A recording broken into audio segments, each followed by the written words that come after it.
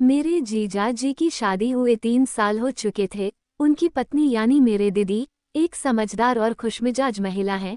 वे दोनों एक छोटे से शहर में रहते हैं जहां उनका खुशहाल जीवन बीत रहा था। एक दिन मैं गर्मी की छुट्टियों में उनके घर रहने आई। मैं शहर में पढ़ाई कर रही थी, लेकिन मेरी मासूमियत और खिलखिलाती हंसी में अभी गांव की ताजगी थी। मेरा वहां आना मेरे जीजा जी और दीदी दोनों के लिए एक नया ताजगी भरा अनुभव था। जीजा जी को मेरी चंचलता और नटखट अंदाज ने हंसने पर मजबूर कर दिया।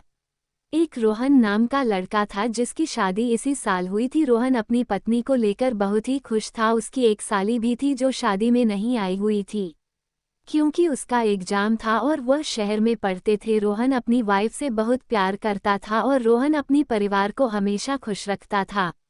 साली का एग्जाम खत्म हुआ और वह घर पर आई। उसे अपने बहन से मिलने का बहुत ही मन कर रहा था। तभी उसने फ़ोन किया और अपने जीजा रोहन से बोली, मैं सुमन बोल रही हूँ, मुझे दीदी से मिलने का बहुत मन कर रहा है। रोहन जीजा साली को लेने के लिए उसके घर गए। रोहन जब पहली बार अपनी साली को देखा तो अपने आप को संभाल नहीं पा रहा था क्योंकि उसकी साली सुमन बहुत ही खूबसूरत थी। रोहन मने मन में सोचने लगा, काश मेरी शादी इस लड़की से हुई होती, ये तो लगता है कि जन्नत की परी है। और यह सोचते हुए रोहन अपने गाड़ी पर बैठाकर उसे घर लेकर जाने लगा। रोहन ब्रेकर पर गाड़ी स्लो नहीं कर रहा था, उसे हज का तक उदाते लेकर जा रहा था। साली सुमन को भी धीरे धीरे समझ में आ रहा था कि जीजा क्या चाहते हैं। रोहन जब अपने साले को घर लेकर आया तो अपनी बीवी सुनैना से बोला, तुम्हारी बहन तो बहुत ही अच्छी है और यह पढ़ने में भी बहुत तेज है, क्योंकि मैंने इससे बाइक पर कुछ सवाल पूछे जिसका ये जवाब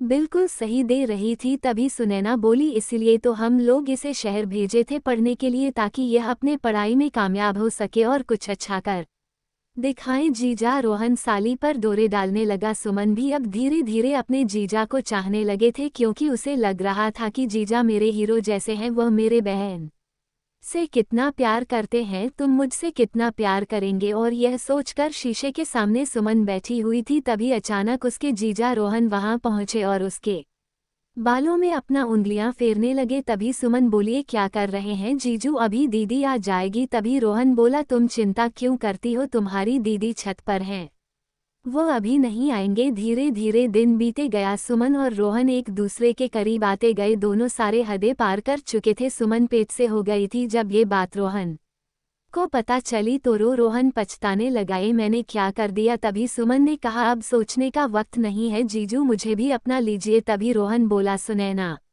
इसको कभी नहीं चाहेगी, मुझसे बहुत बड़ी गलती हो गई है, परंतु इसका प्रायश्चित कैसे करूं समझ में नहीं आ रहा है। तभी सुमन बोली, मैं कुछ नहीं जानती हूँ, मैं इस बच्चे को चाहती हूँ और यह भी चाहती हूँ कि इस दुनिया में आए, क्योंकि यह हमारे प्यार की निशानी है। रोहन इस बात से हमेशा परेशान रहने लगा। रोहन करे भी तो क्या करे। और धीरे धीरे यह बातें सुनैना को भी पता चलने लगी। सुनैना भी अब क्या करे, उसे भी समझ में नहीं आ रही थी वह किसे गुनाहगार समझती है, अपनी बहन को या अपने पति को, क्योंकि गलती तो दोनों ने की थी और इसके बीच तड़प रही थी सुनैना। सुनैना ने अपने घरवालों से फ़ोन पर सारी बातें बताई और रोहन से तलाक मांगने की बात बोली। रोहन और सुनैना का तलाक हो गया, पर इस तलाक से फ़ायदा सुमन को हुआ क्योंकि रोहन और सुमन दोनों शादी कर लिए। दोस्तों, इस कहानी से हमें यही सीख मिलती है कि कभी भी हमें अपने आप को पूरी तरह से कंट्रोल करके चलना चाहिए, वरना इस दुनिया में कब क्या हो जाएगा ये कोई नहीं जानता है। मैं जानता हूँ कि यह कहानी बहुत छोटी मैंने बनाई है क्योंकि यह कहानी बहुत ही लंबी है। आप सभी दोस्तों को अपना कीमती समय देने के लिए बहुत बहुत धन्यवाद।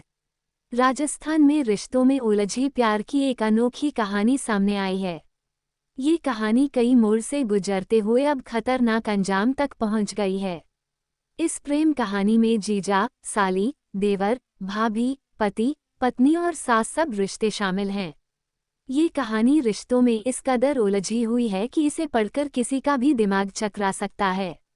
इस प्रेम कहानी की शुरुआत जीजा साली की शादी और उसके बाद दोनों के बीच उपजे विवाद से हुई।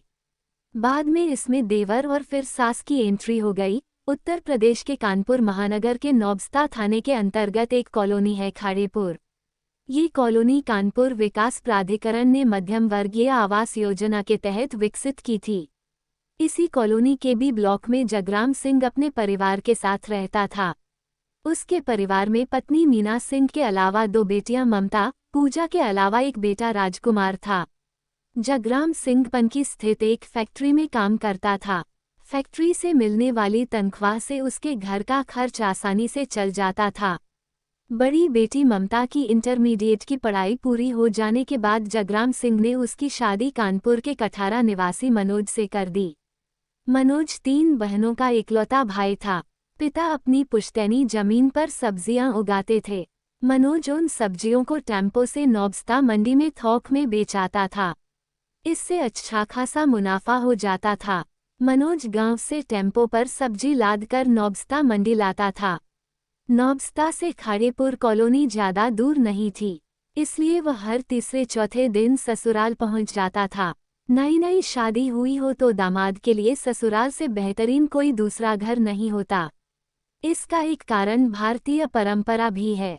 दामाद घर आए तो सभी लोग उसके आगमन से विदाई तक पलकपावड़े बिछाए रहते हैं। खूब स्वागत सत्कार होता है। विदाई के समय उपहार भी दिया जाता है। यह उपहार सामान की शक्ल में भी होता है और नकदी के रूप में भी। मनोज की ससुराल में दिल लगाने, हंसी मजाक और चुहल करने के लिए एक जवान और हसीन साली भी थी, पूजा।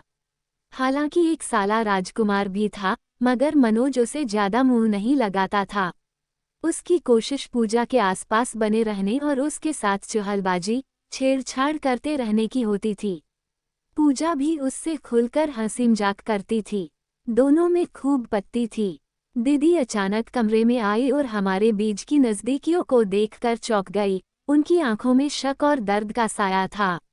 क्या हमारे रिश्ते का ये सफ़र यहीं खत्म हो गएगा, या फिर हम इन खामोशियों से बाहर निकलकर अपने दिल की बात कह पाएंगे?